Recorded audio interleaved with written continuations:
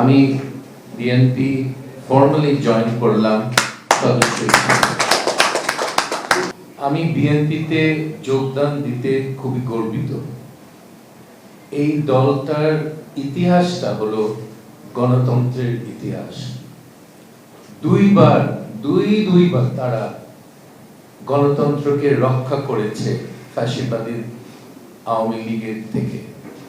একবার শেখ মুজিবের গণতন্ত্র ধ্বংস, আর শহীদ প্রেসিডেন্ট জিয়া রহমান ওটাকে রক্ষা করলেন।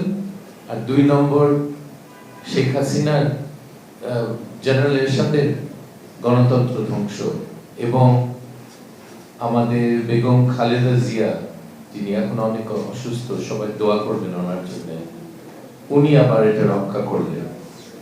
এটা একটা ঐতিহাসিক ভূমিকা। একটা দল 2 বার বহুদলীয় গণতন্ত্র রক্ষা করেছে।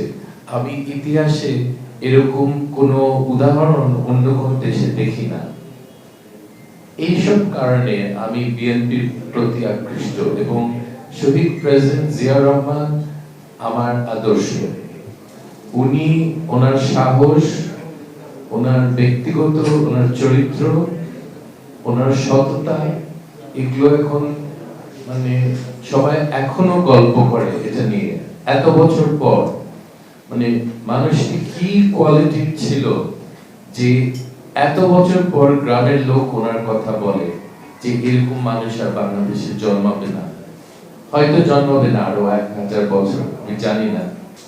কিন্তু আমরা মনে করি যে বিএনপি এখন যে নেতৃত্বে আছে এবং যারা আছে বিএনপির সিনিয়র নেতারা আমাদের দেশের নতুন প্রজন্মকে তাদের সব স্বপ্ন পূরণ করতে পারবে। তাদের যে ভিশন দেশের জন্য, এটা আগের ভিশন না। অনেক কিছু বদলে গেছে।